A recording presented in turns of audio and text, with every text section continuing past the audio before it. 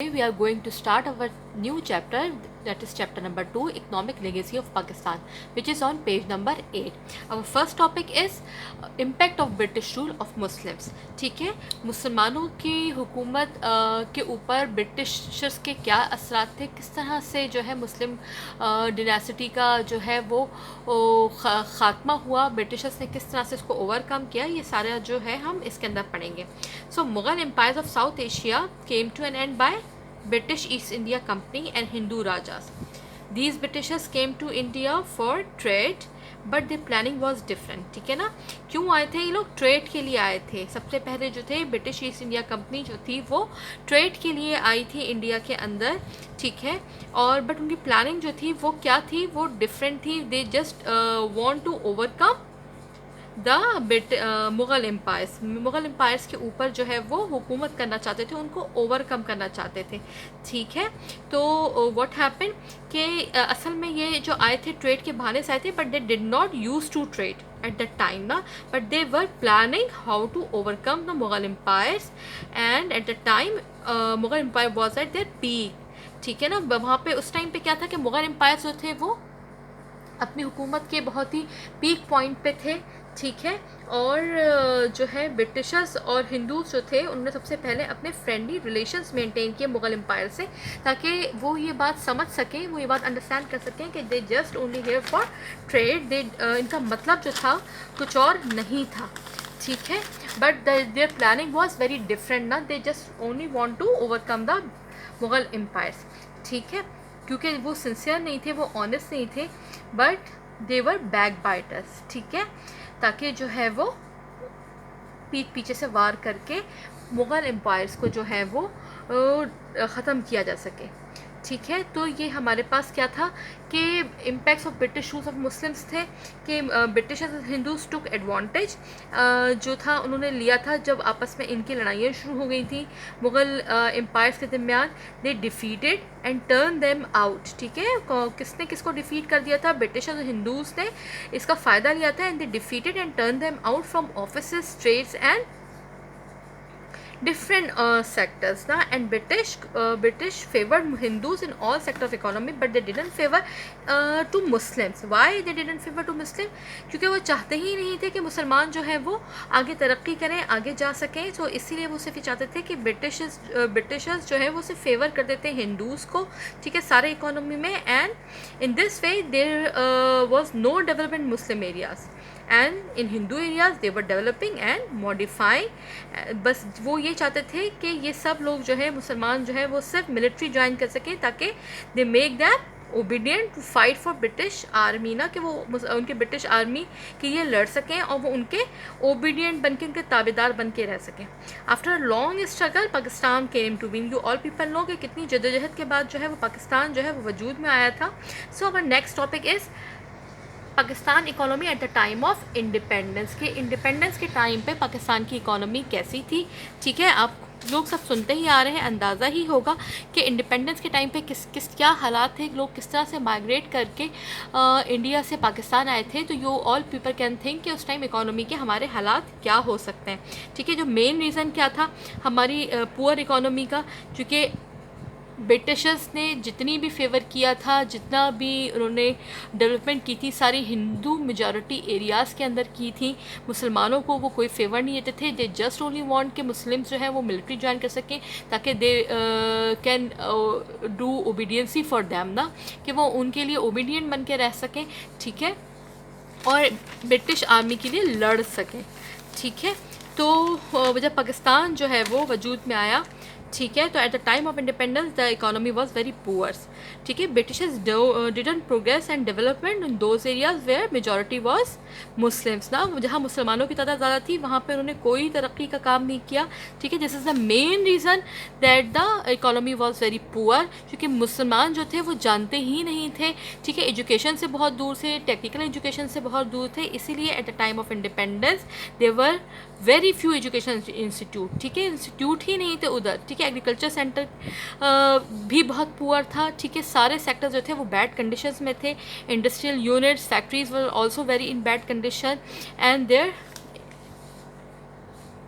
and these industries were not produce sufficient amount of production which can fulfill the needs. ठीक है, जो industries थी वो इतनी कम प्रोडक्शन किया करती थी कि वो ज़रूरियात को पूरा कर सकें.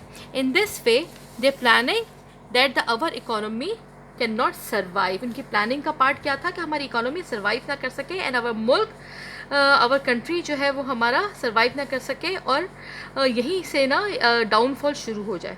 After independence we face the following economic problems, जिसमें से जो पहली इकोनॉमिक प्रॉब्लम है that is industrial backwardness of Pakistan. ठीक है, क्या इंडस्ट्रियल बैकवर्डनेस थी कि at the time of independence there were very few industries. ठीक है, you can see this on page number 9. ठीक है, इन योर बुक.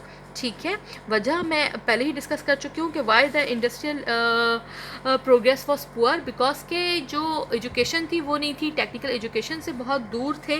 ठीक है, इसके अलावा जो है जो इंडस्ट्रीज़ जो थी, आई थिंक 34 माइनर इंडस्ट्रीज़ जो थी वो पाकिस्तान के हिस्से में आई थी आउट ऑफ 921 है. And the condition was very poor. ठीक है, बहुत ख़राब उनकी हालत थी. जो अमाउंट वहाँ पे प्रोडक्शन हुआ करता था वो इतना नहीं था कि जो है वो गवर्नमेंट इसको पूरी कंट्री के लिए यूज़ कर सके.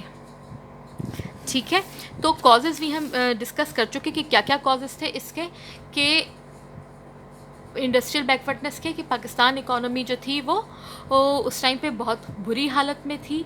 जितने लोग थे वो एजुकेशन से दूर थे, टेक्निकल एजुकेशन से दूर थे. यही वजह थी कि पाकिस्तान इकोनॉमी का हाल बुरा था. इंडस्ट्रियल कंडीशंस बहुत पुअर थी.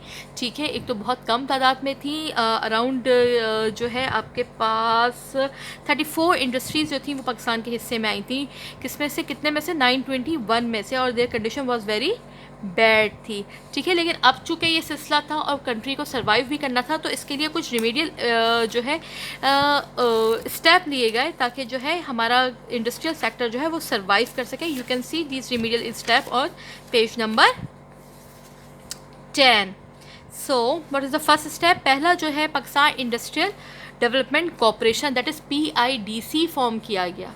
ठीक है, जिसका काम जो था इंडस्ट्रीज़ को सपोर्ट करना था. एक कॉरपोरेशन बनाएगी that is Pakistan industrial development corporation, जिसको शॉर्ट फॉर्म में PIDC कहा जाता है.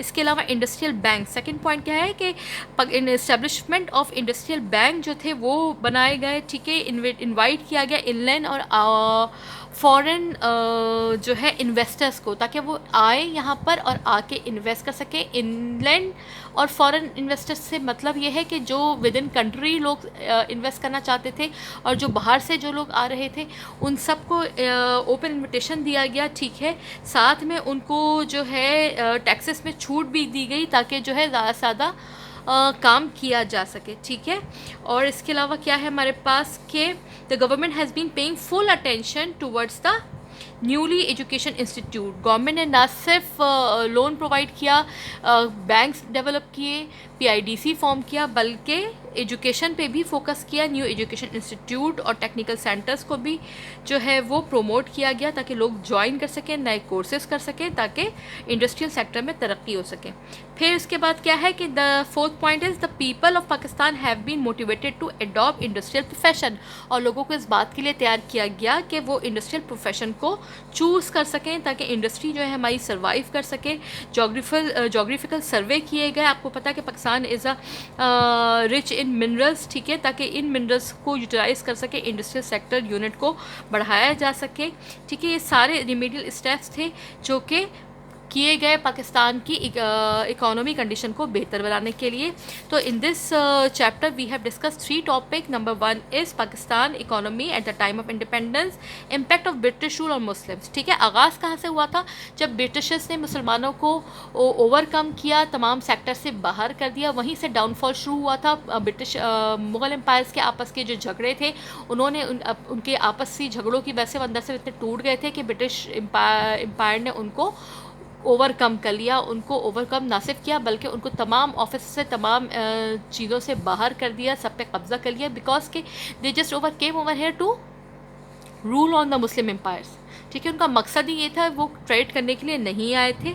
ठीक है, इंडिपेंडेंस के टाइम पे सेकंड पॉइंट क्या था हमारे पास कि Pakistan economy at the time of independence क्या हालात थे। इसमें हमारे पास 6 पॉइंट्स हैं जो कि पेज नंबर 9 पे मौजूद हैं। You can see that industrial backwardness है, बैकवर्डनेस ऑफ बैंकिंग सिस्टम है, एग्रीकल्चर बैकवर्डनेस है, माइग्रेशन एंड पॉपुलेशन प्रॉब्लम है, backwardness of trade and commerce है, और फिर लो पर कैपिटा इनकम है, जिसमें से हमने अभी जो है नंबर 1 पॉइंट कवर किया है, that is industrial backwardness of Pakistan. Causes क्या थे, ठीक है, वो और इसके रिमेडियल अफेक्ट्स जो थे वो सब हमने इसमें डिस्कस किए हैं। In the next lecture we will discuss the backwardness of banking system.